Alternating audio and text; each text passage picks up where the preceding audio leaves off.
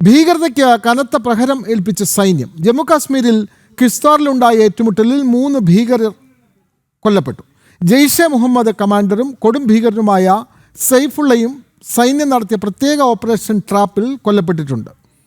AK-47 തോക്കും ആയുധങ്ങളും പിടിച്ചെടുത്തു. ജമ്മുകശ്മീരിൽ കിഷ്ത്വാറിൽ ചത്രു വനമേഖലയിലുണ്ടായ ഏറ്റുമുട്ടലിൽ സൈന്യം 3 ഭീകരരെ വധിച്ചു. രാവിലെ 11 മണി മുതൽ ആരംഭിച്ച ഏറ്റുമുട്ടലിൽ ആദ്യം കൊടും ഭീകരൻ സൈഫുള്ള ഉൾപ്പെടെ 2 ഭീകരരെ വധിച്ചിരുന്നു.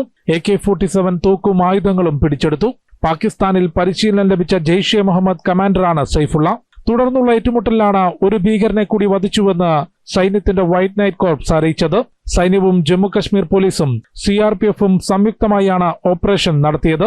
ഈ മാസം 5-ന് ചത്രു മേഖലയിൽ തന്നെയുണ്ടായ ഏറ്റുമുട്ടലിൽ പാകിസ്ഥാൻ സ്വദേശിയും കൊടും ഭീകരനുമായ ആദിലിനെ സൈന്യം വധിച്ചിരുന്നു.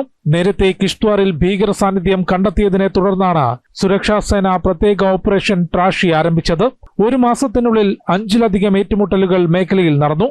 സുരക്ഷാ ക്രമീകരണങ്ങൾ വർദ്ധിപ്പിച്ചതായും ചത്രു മേഖലയിൽ പരിശോധന തുടരുകയാണെന്നും ഉന്നത ഉദ്യോഗസ്ഥർ വ്യക്തമാക്കി. ജനം, ഡൽഹി.